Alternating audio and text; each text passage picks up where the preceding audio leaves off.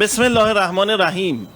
سلام عرض میکنیم خدمت همه شما علاقمندان به ورزش، بینندگان خوب و ارجمند شبکه باران. ابتدای مسابقه به دست اومده، ببینیم از این موقع چگونه استفاده میکنن. تو به ارسال میشه بری دروازه، یه ضربه ایستاد آروم، گل زود هنگام، یک شروع طوفانی برای داماش.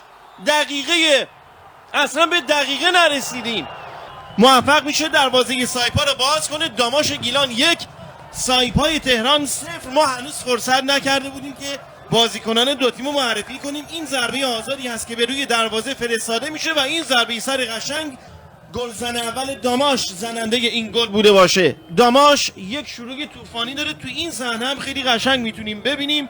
در ثانیه 50 اولین ضربه کرنر برای سایپا تو فرستاده میشه بلند، یه ضربه سر موفق از مختاری، تو هنوز بیرون نرفته و در نهایت ضربه کرنر این بار از اون سمت زمین جریمه دور میکنن. باز هم بازیکنان سایپا پشت محوطه جریمه، یه شوت تماشایی و تو در اختیار دروازه‌بان داماش. سوت‌های پیاپی تماشاگران، توپ بالن به روی دروازه، یک ضربه سر و توپ در اختیار یاسراللهی قرار میگیره. توپ جایی رفت.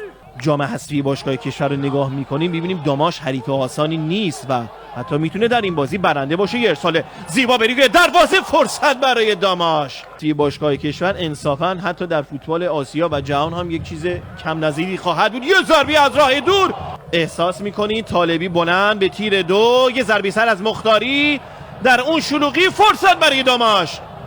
داخل محوطه جریمه دشتی، یک ضربه و توپ در اختیار جاسم یاسراللهی قرار میگیره.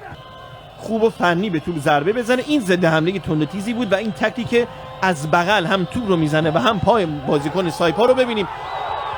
توپ دوباره دروازه شد، گل برای سایپا، در حالی که ما داشتیم صحنه آهسته رو میدیدیم. اعتراض شدید بازیکنان داماش، گل پذیرفته هست. به نظر میرسه که بازیکنان داماش شاید آماده نبودن، من متوجه نشدم. یه اخطار دیگه هم گل سایپا رو ببینیم از پشت دروازه داماش. اینجا خب به نظر میرسید که اصلا دیواری دفاعی تشکیل نشده بود. از سمت راست برای تیم فوتبال داماش گیلان تو بلند ارسال میشه به تیر 2، فرصت برای تیم فوتبال داماش.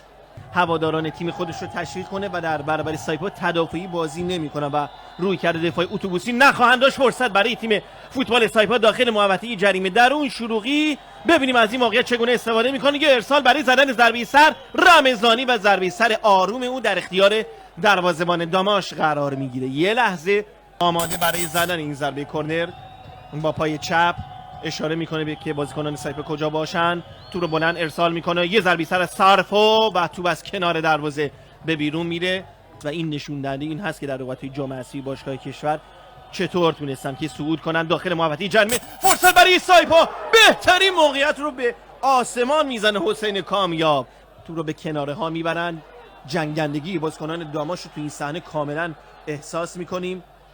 کندل و توپی که فرستاده میشه، یه لحظه توپ به تیر افقی دروازه برخورد میکنه. چقدر بی تفاوت بود منادی. اگه توپ توی چارچوب هم بود شاید گل هم میشد.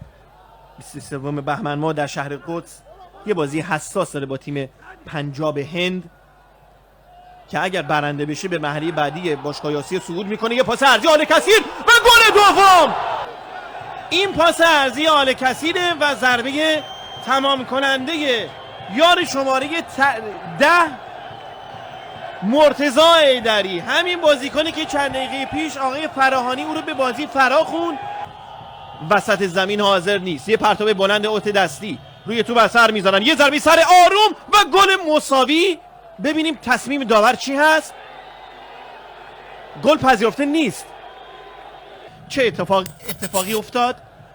پرتاب بلند اوت دستی که روی دروازه صورت گرفت و این ضربه سری که وارد دروازه شد 26-27 متری. ببینیم این تو رو چگونه میزنه با پای چپ، یه ضربه تماشایی و از کنار دروازه به شکل خطرناک تو به بیرون میره. خب یه برخوردم اینجا صورت میگیره.